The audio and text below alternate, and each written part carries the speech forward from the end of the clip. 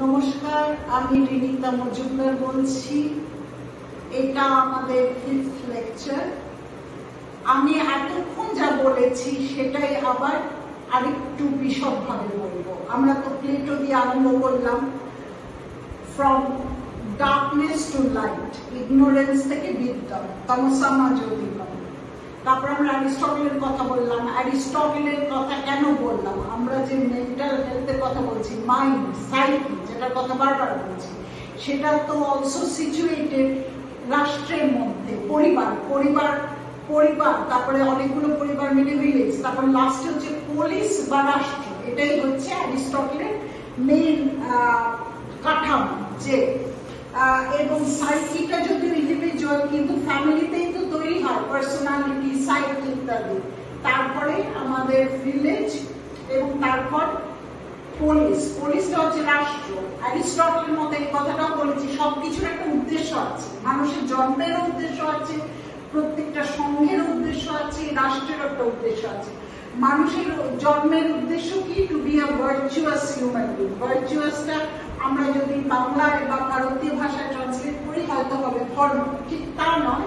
Virtue মানে যার national part, এটা আবার সাইকিতে চলে আসছে, যার ন্যাশনাল পার্ট, তার বৌদ্ধিক পার্ট, যুক্তিগত পার্ট, তার ভেজিটেটিভ এবং নন ভেজিটেটিভ পার্টকে কন্ট্রোল করে। যেমন আমার খিদে পাবে, রাগ হবে, জেলাসি হবে, দেহ থাকলে এগুলো হয়, কিন্তু ন্যাশনাল পার্ট এগুলোকে কন্ট্রোল করে। ঠিক যেমন একজন সারথি, তার ঘোড়া এদিকে যাবে ওদিকে যাবে, কিন্তু সে ডেস্টিনেশনে নিয়ে যাচ্ছে। যে এটাকে অ্যাকমপ্লিশ করতে পারে সেই ভার্চুয়াস। তারপরে ও বলেছে যে এক্সেস, কোন জায়গায় এক্সেস, ডেফিসিয়েন্সি, মধ্যিখানে যে জাজ করতে পারে। যেমন সে বেশিও স্পেন্ড করে না, সমস্ত টাকা চলে গেল, আবার সে একেবারে কৃপণ নয়, যে জায়গায় যেরকম টাকা খরচ সে করতে পারে, এবং সেই জাজমেন্টটা তার আছে। এটাই হচ্ছে এর উদ্দেশ্য, হিউম্যান ইন্ডিভিজুয়াল। পুলিশের উদ্দেশ্য কি? মানুষকে হ্যাপিনেস আনায়। ইউডেমনিয়া ঠিক হ্যাপিনেস নয়, সুখ নয়, একটা স্থিতি অবস্থা, একটা শান্তি অবস্থা। সেই জন্য আমাদের মনটা তো তৈরি হয় পার্সোনালিটি, সেটা মন নয় কিন্তু কাছাকাছি, ফ্যামিলিতে, তারপরে আমাদের ভিলেজে, তারপরে পুলিশে। সেই জন্য অ্যারিস্টটলের কথা আমরা আনলাম। তারপরে আমরা মডার্নিজম আসলাম। আমি আগেই বলেছি মডার্নিজমের কথা। সেখানে রাষ্ট্র আর পরিবারটা আলাদা হয়ে গেল। রিলিজিয়াস ইনস্টিটিউশন, যেটাকে আমরা সেকুলারিজম বলি, স্টেট একদিকে, আর তার প্রাইভেট স্পিয়ার, যার মধ্যে ফ্যামিলি আছে ইত্যাদি আছে, সেটা আলাদা হয়ে গেল। আগে কিন্তু সেটা ছিল না, অন্তত ইউরোপে সেটা ছিল না। এটা ডিভাইন কমান্ড, এই যে রাজা, তার কমান্ড দ্বারা নোবেলিটি সবাই পরিচালিত। তো এটা আলাদা হয়ে গেল। এখন আমাদের মনটাকে পড়ার জন্য আমাদের আধুনিকতা বা মডার্নিজম সম্বন্ধে কিছু বলতে হবে। মডার্নিজম, ইউরোপের মডার্নিজম বা আধুনিকতা, মডার্নিজম। এখন যে লোকটি দিয়ে আমি আরম্ভ করব, এবং এটাও রিপিটেশন কিছুটা, তাও আমি বলছি, খুব ইম্পর্টেন্ট, রেনে ডেকার্ট। সেখানে লোক ভাবে যে রেনে ডেকার্টের ইম্পর্টেন্সটা কি? সে অঙ্কবিদ ছিল, সে জ্যামিতি নিয়ে করতো, সে অনেক কিছু, সে ফ্রক কাটতো, সে তখন কোনো বডিতে কোনো নাইফ ঢোকানো বা ছুরি ঢোকানোর কোনো রকম পারমিশন ছিল না। এটা ফ্রেঞ্চ রেভলিউশন হয়েছে এই সময়, তারও আগে। তো সে কিন্তু গ্যালিলিওর যে ডিসকোর্সি, যেখানে গ্যালিলিও প্রথম দেখিয়েছিল, অবশ্য গ্যালিলিওর আগে অন্য জায়গার লোকে দেখিয়েছিল, কিন্তু ইউরোপে গ্যালিলিও প্রথম দেখিয়েছিল যে সূর্যটাই মধ্যখানে, এবং সেটাই বলে রেখেছে পৃথিবী চারদিকে প্রদক্ষিণ করে। তার আগে কিন্তু চার্চের যে ডিকটাম, সেটা হচ্ছে পৃথিবীটা মধ্যখানে, সূর্য প্রদক্ষিণ করে।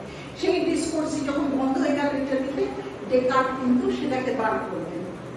ডেকার্টের কথা আমরা আরো বলেছি, আবার বলবো যে ডেকার্ট ইম্পর্টেন্ট কেন। ডেকার্ট আমাদের প্রথম একটা দ্বৈতবাদ দিলেন, মাইন্ড বডি, যেটার উপরে আমাদের পুরো মেডিকেল সায়েন্সটা বেসড। এটা উনি ওনার সংশয়বাদের যে মেথোডলজি, মেথড অফ ডাউট, সেটা থেকে এই দ্বৈতবাদটা পেলেন। এটা কি? উনি সংশয়বাদের কেন উনি আরম্ভ করলেন, এটা আমরা বলেছি যে সংশয়বাদটা আরম্ভ করলেন এমন একটা সত্যে পৌঁছতে, যে সত্য একেবারে সংশয়ের ঊর্ধ্বে। সেটা উনি পৌঁছলেন কোজিটো এরগো সাম। এটা ল্যাটিন কথা। কোজিটো মানে আমি চিন্তা করি, অতএব আমার অস্তিত্ব আছে। এখানে অস্তিত্ব কিন্তু দৈহিক অস্তিত্ব না, চিন্তা, তার চেতনার অস্তিত্বের কথা। এই কোজিটো উনি চেতনা, এইটাই আসলো। এখন মনের কথা আসছে কিন্তু আমরা এটাও বলেছি যে ডেকার্ট কিন্তু একজন বিজ্ঞানী ছিলেন। উনি পুরো ওয়ার্ল্ডটাকে, বাহ্যিক যে জগৎ, সেটা চেতনার যে একটা বহিঃপ্রকাশ, এটা উনি বলতে পারেন না, উনি সেটাকেও অ্যাকসেপ্ট করবেন। সেই জন্য বডিটাকে বা দেহটাকে বা মেটেরিয়াল যে জগৎ, যাকে আমরা 5 ইন্দ্রিয় দিয়ে পাই, কি জিহ্বা, টেস্ট, ত্বক, টাচ, চক্ষু, যে দৃশ্যমান জগৎ, কর্ণ, নাসিকা, ভারতীয় দর্শনে পাশ্চাত্যতায় এই 5 ইন্দ্রিয় যে এক্সটার্নাল ওয়ার্ল্ডটাকে বা বাহ্যিক জগৎকে পাই, সেটাকে ওনাকে প্রমাণ করতে হবে। কিভাবে প্রমাণ করলেন? একটা মোমবাতি এক্সপেরিমেন্ট বা মোমের এক্সপেরিমেন্ট দিয়ে। আমরা সেটাকে বলি ওয়্যাক্স এক্সপেরিমেন্ট। উনি বললেন, আমি হাতে একটা ওয়্যাক্স ধরলাম বা মোম ধরলাম, মোম তো বলে চাই, সেই মোমটা আমি দেখতে পাচ্ছি কিভাবে? আমার পঞ্চ ইন্দ্রিয় দিয়ে তার সম্বন্ধে আমি জ্ঞান পাচ্ছি। তার একটা রং আছে, চোখ দিয়ে দেখছি, একটা গন্ধ আছে, নাসিকা দিয়ে আমি টের পাচ্ছি, একটা টাচ আছে, স্পর্শ আছে।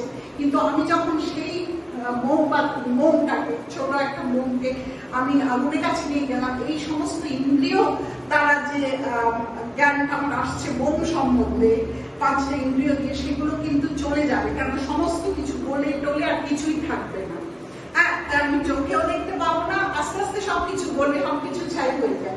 এটাই তো, মানুষ যখন মরে তার বডিটা তো, অন্তত হিন্দু ধর্মে তার বডিটা তো ছাই হয়ে যায়, কিছুই থাকে না। তাহলে কি থাকে? তখন সে বলছে, কেন সে তো অলরেডি